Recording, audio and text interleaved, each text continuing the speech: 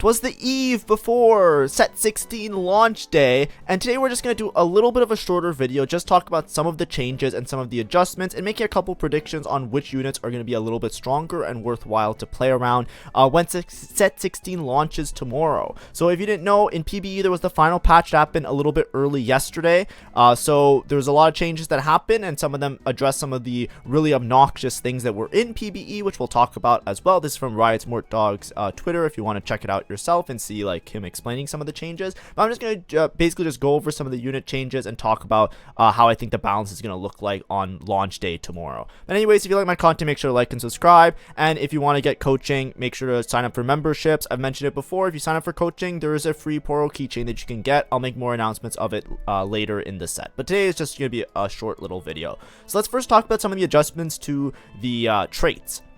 So first, Demacia is getting a huge buff in my opinion.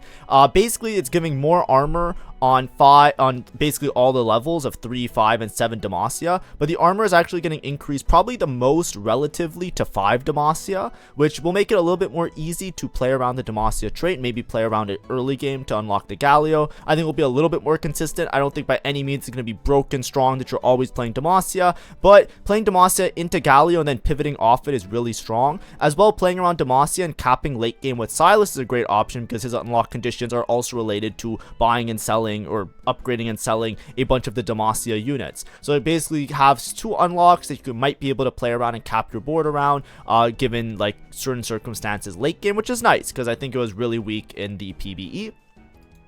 Next, Piltover. So one of the big things with Piltover was that basically 2 Piltover is extremely powerful.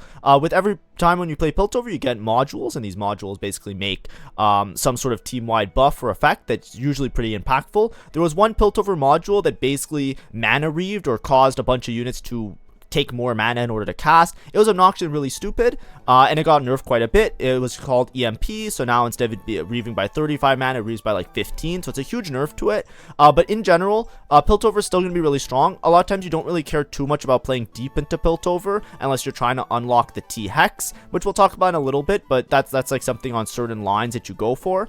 Generally, Piltover, it's still going to be useful to just always play 2 Piltover on your board as a flexible splash-in trait, because no matter what the module is, now EMP isn't as broken, but there's still other modules, like one that, like, you know, does true damage, percentage max HP damage to the board. That one still does a shit ton of damage late game, especially if you're fighting against really tanky high HP units. Other stuff that can give you like attack speed or mana gen. It's just really nice if you can get it for free with some of the other synergies out there. Piltover is still going to be pretty good, so don't worry that it got nerfed.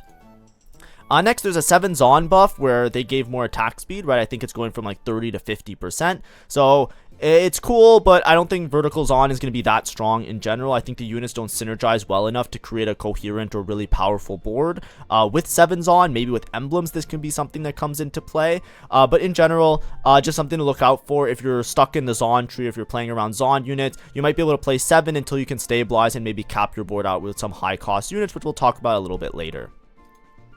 Lastly, in terms of the traits, one of the big ones was Disruptor. Disruptor was very, very powerful. If you can see here, basically you get this Dazzle effect where you deal bonus damage, and then Dazzle reduces the damage of enemies. So very easily, fitting in Dazzler was just a really great thing you can do. 2 Dazzler was really overtuned in my opinion, just because the bonus damage as well as the damage reduction effects, which is really powerful, and a lot of times you're playing one of these units to be like a useful unit on your board. There's also Gwen, by the way, that's an unlock that I didn't put here, and Azir, but you know, just for the sake of for Disruptor to show it.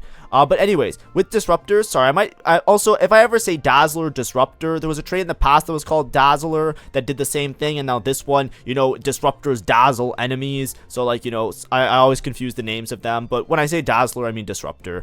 But either way, with Disruptors, now it's being reduced a lot, right? I think 2 is down to like 18%, which is a lot more balanced, but you're still going to probably fit it in. And I think a lot of the units, if they fit onto your board, are still going to be really quality, right? For example, Seraphine, Piltover with Disruptor, you get really good, really good bonus effects there, and Mel, especially with Noxus Disruptor and also being a really strong unit, you usually can put yourself into a good spot by playing around Mel.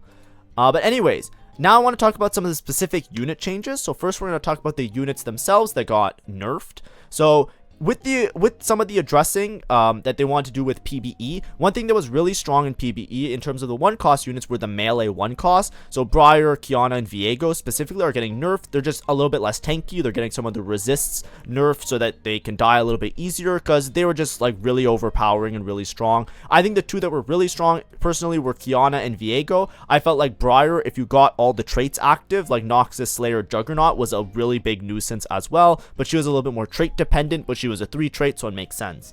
I'm not sure how this is going to affect the exact play, because like part of Viego being broken is what helped out with Shadow Isles, because you would have a Viego 2, itemize him, and you basically would win streak with Shadow Isles, and then you would play the whole Shadow Isles line that basically starts with Viego being unlocked. So that's the only thing that I think is a concern. The other two, I think, are fine getting nerfed. I think in general, all of them are the same. It's just the Shadow Isle spot. Like usually, like, you know, you get a Viego upgrade, you're just like, okay, GG, I'm Shadow Isles. This is my game plan. That might be a little bit more situational around having good items for the Viego now, because he's not as overbearingly powerful, if that makes sense. Next, both Vi and Nico got nerfed. I think Vi was really strong. I think Nico was like alright. I think there was the reroll Nico line, like Ixtal Nico with Bard, that is a really big problem. I think it's still broken. It still looks really good on the current PBE patch. So I think on live, that's going to be a very viable, strong reroll, even though she got a little bit of a nerf. And Bard, which we'll talk about we'll talk about him now. Bard also got a little bit of a nerf, but I think the reroll Bard and Nico line, if you know about it, it's not really that much worse. It's still good because you still get your Ixtal cash outs, and if you make it to Brock, you can still win. It's just a riskier line, but that's still good. Vi getting nerfed. She was a 3 trait with Piltover and Defender. Defender didn't get nerfed, and I think it's still one of the best traits in the game. So, you know, I think that she's still going to be fine. She just might not be as strong of a mid-game carry, but she'll still find herself on a lot of final boards for the same reason of just having really good synergies with the Piltover, that you get Piltover in for free, and you get that team-wide bonus, and Defender, which just gives a lot of armor, which didn't really get addressed. The big nerfs come to Singed and Malzahar. So Malzahar got nerfed. He's not like super nerfed, like to a point of like, you know, not being able to recognize him, but he got nerfed pretty substantially, so he's not going to be as broken. This is really important because obviously Malzahar was like really problematic in PBE, so that's great for launch. Malzahar reroll or some other Malzahar related lines might still be good, but it's just going to be a little bit more situational, especially because he got double nerf through his own kit as well as Disruptor. Singe is the big one though. Malzahar paired with Singe, paired with like certain boards, was basically the most dominant thing ever. There was like a mini tournament, everybody played it. It was just broken. It's by far the strongest comp in the game. Singe is getting nerfed so much, he is literally getting nerfed to like whatever Singe 2 is. He is weaker as Singe 2 now, like on current PBE, than what he was as Singed 1 before. You know, like that's how big and substantial the nerfs are. Singe shouldn't really be a carry and main damage dealer and just like a nuisance to the point where it was just like absolutely a problem in PBE. So I think it's a good change.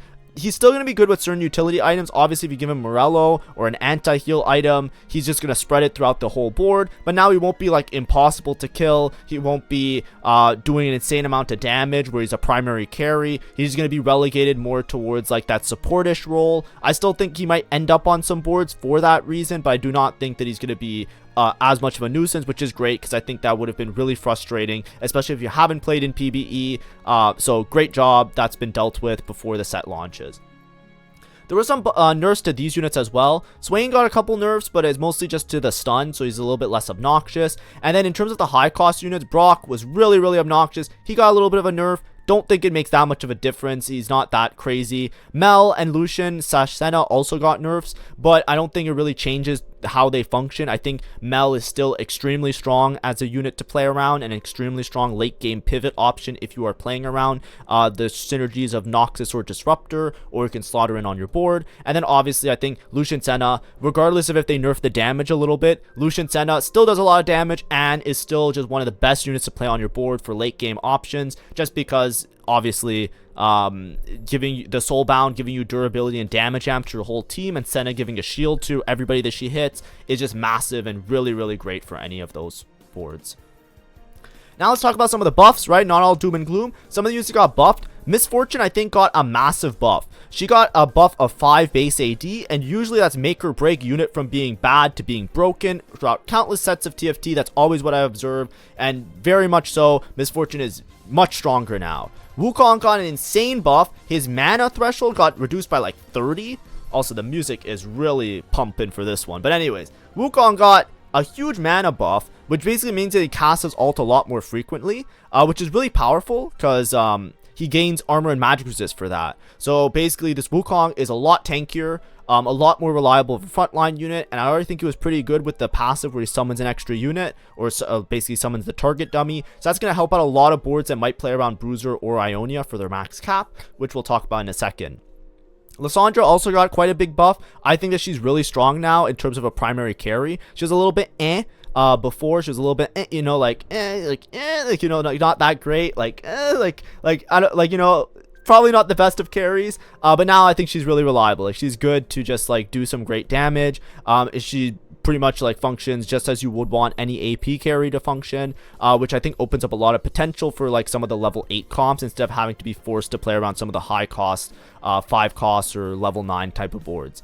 Yunara also got buffed. I don't think her buff was that crazy. It was like 5 attack speed, but not much to her kit. I still think that she's really strong because a lot of the stuff around her also got a lot better. She was kind of the meme that she was like a little bit weaker in terms of like the options on PBE, but I think it also helps out a bit. And then Twisted Fate also got an attack speed buff, which might become better item holder early game.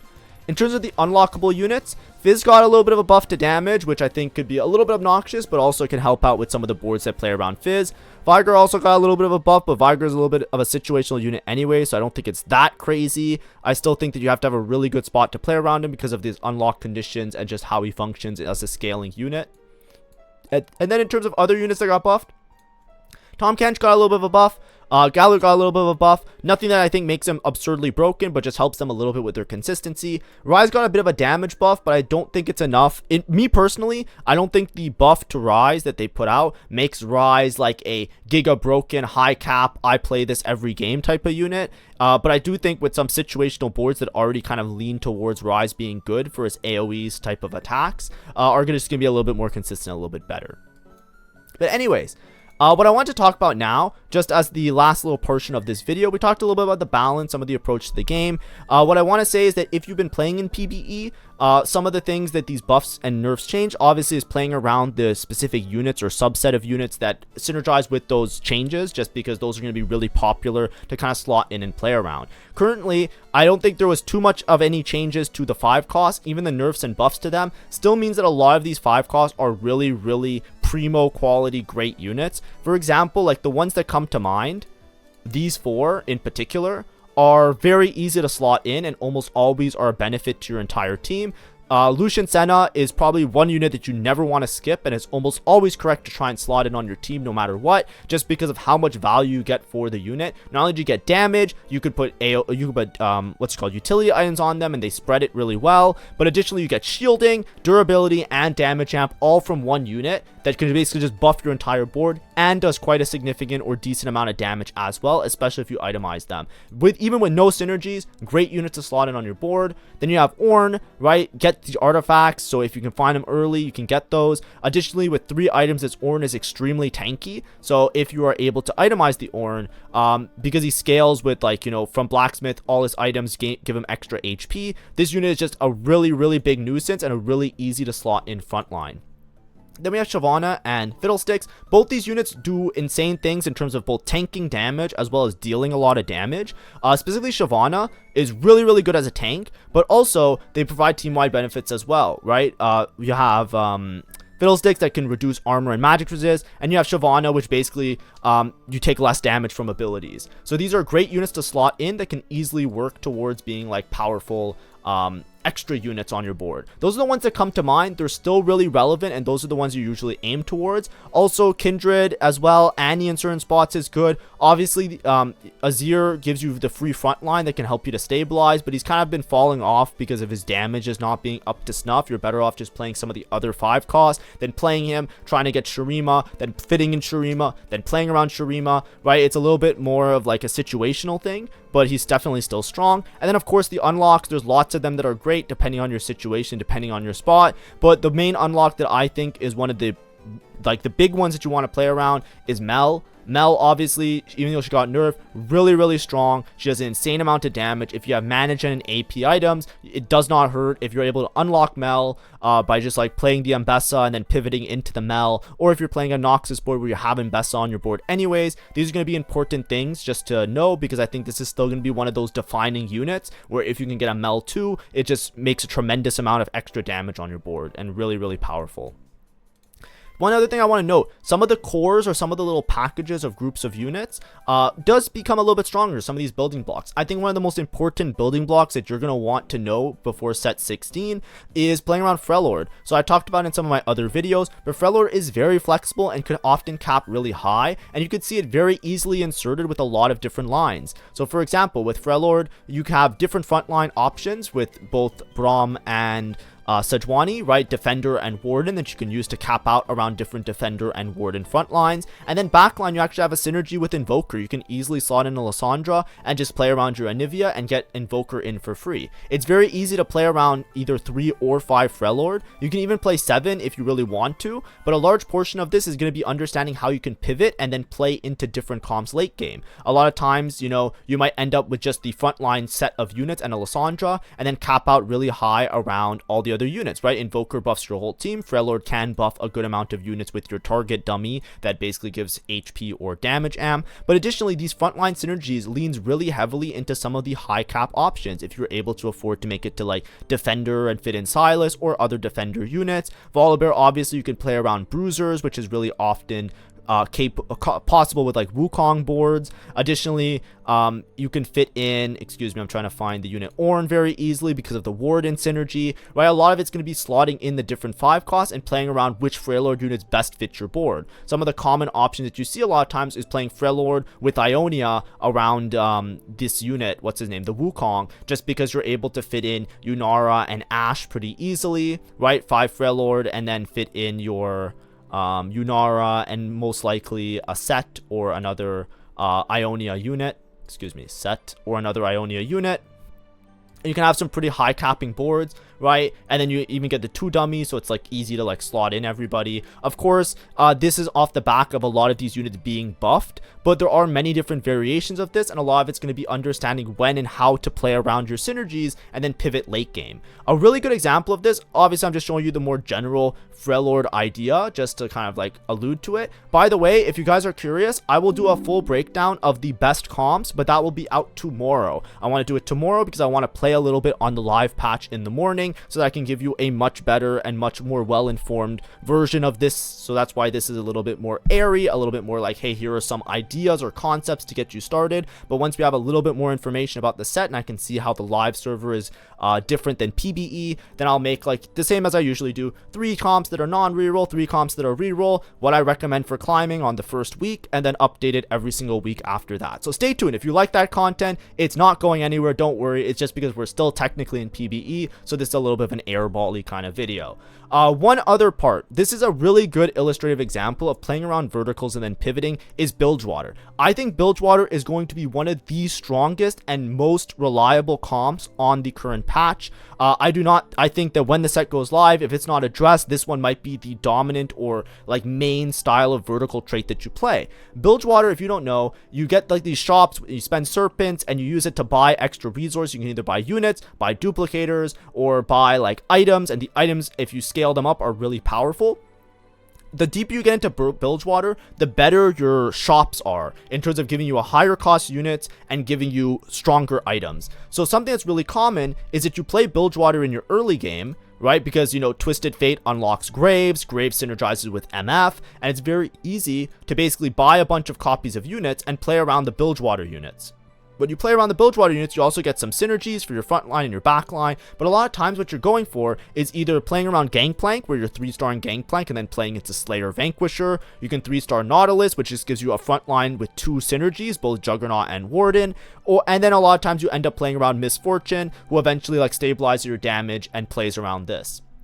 Now, something that's really common with Bilgewater, however, is you play Bilgewater, you generate a huge amount of econ and tempo because you're getting free upgrades, right? You use your gold, or you use your serpent shops early to buy upgrades to your units. You don't have to necessarily buy the combat related stuff. You buy the upgrades, you make sure your board is upgraded without having to spend any gold on rolling. Everybody's 2-starred, everybody's strong. You push levels, you get to 7, you can unlock Tahm Kench, and then the main skill set is going to be, if you have the resources and enough gold and enough tempo, you then want to get rid of Bilgewater. You never want to really finish with 7 Bilgewater because it doesn't really do anything besides giving you like these extra superior loot. But once you farm items, once you farm your Tahm Kench, once you farm your stuff, you don't need to keep on Bilgewater. And a really common thing that people do is they drop down just to like basically these 3 units, right? Tahm Kench or another frontline if you don't unlock Tahm Kench, Nautilus, and Misfortune. And this board actually fits in really nicely with a lot of those 5 costs I was talking about, right? You can easily slot in, what's this? Shyvana? What's this? Ornn? Like, you can easily just slot them in and just have like this really strong front line, right? You can fit in Bruiser as well. You can fit in the Volibear, go into a Freljord line. You can fit in Lucian and Senna. Lucian and Senna is actually Gunslinger, so that's why you usually drop the Graves, and you're playing a board that caps really high with a lot of expensive units that are really, really powerful. Additionally, a lot of people, they're trying this out. I don't know how viable it's going to be, but something that also that can work out is as you're playing Bilgewater, you can also collect along the way different Piltover units, and then on unlock, basically get in 2 Piltover and play around this guy, right? The T-Hex. And then you can go into like these really weird 4 Gunslinger boards where you basically just like slot in the T-Hex, and like it usually looks a little bit different, right? It usually looks like this, a Graves, right? And you play 4 Gunslinger around T-Hex, and then you play what's it called? Instead of Tahm Kench, you play what's his name? Loris, and you get Piltover in, right? There's a lot of these interesting boards like this, but what I'm trying to say is that no matter what board you end up trying to play, the boards cap really high around the Bilgewater line. So a lot of it is generating the resources, being really far ahead, and then with the MF buffs, then now she can be a really strong primary carry. You can end up going for like a Nautilus 3 for free, just buy the duplicators and the copies of Nautilus, go for Misfortune, even maybe hit a Misfortune 2 with your high tier Serpent Shops, and then pivot out into a really reliable, really strong 5 cost kind of board, right? This is something I was trying to explain a little bit with like the Freljord boards, right? But it's very common, right? You're going to play deep into a vertical trait or play around the traits that you have in your early game, mid game, and late game, and then if you have the potential, cap out around some of the upgraded 5 costs once you're able to hit them. And if you're not able to hit them, then you can end the game on Bilgewater, just get your top 4, get out, right? Salvage your placements, do what you can, but it's like understanding like the intermediate steps with a lot of these lines is going to be very important. And similarly with Ionia, right? Ionia, the same thing. You can play deep into Ionia, especially if the Ionia bonus is powerful. Some of these Ionia bonuses actually give you gold and XP, which are really good for tempoing to level 8, level 9, and giving you a huge amount of resources and gold. And then similarly, late game, you can pivot. We already talked about it, where there's like versions of this where you play Freljord, right? And you play around these units, and then you just try and build the rest of your board around some of the expensive 5 costs, right? But it's very easy to just like try and find ways to play around the units that you itemize and just and inserting those high cost units to cap out the board really high. So of the ones that I think are really important, I think obviously Freljord, I think the MF Bilgewater lines and the Ionia Yunara lines are going to be really popular in terms of just like really strong traits that you can play vertically, right? You can play 5-7 Ionia in your mid game, you can play 5-7 Bilgewater in your mid game, and you can play 5-7 Freljord in your mid game, but then find ways to drop some of the units that don't really matter or don't have some of the deep synergies, insert those high tier 5 cost units that are really, really powerful, especially the ones that I was mentioning a little bit before. Not even the unlocks, just the ones that are you get for free, and then slotting those in and capping your board really high is going to be really important on launch day. But anyways, hopefully this video was nice. I just wanted to, like I said, do a nice easy video, not too much prep time, about just talk about some of the changes before live, especially if you played a little bit of PBE. If you didn't play within the last day, it feels vastly different, not like insanely different, but it feels substantially different because of the whole singed removal thing of him not being dominant anymore. And then just talk about, hey, these are some ideas that can take you into tomorrow. And then obviously tomorrow I'm going to do a detailed breakdown of, hey, these are the top comps that I think are working really well well in this first week of set 16. And then of course we're going to do all the rest of the guides and work on a really big guide for the day after on Thursday. I want to make like a full how to play TFT guide, and hopefully it will be out Thursday or Friday. And then of course we're going to do all the other Ornn artifacts, everything that we do know and love for all the other sets. So thanks for watching, have a great day, and see you. Bye bye.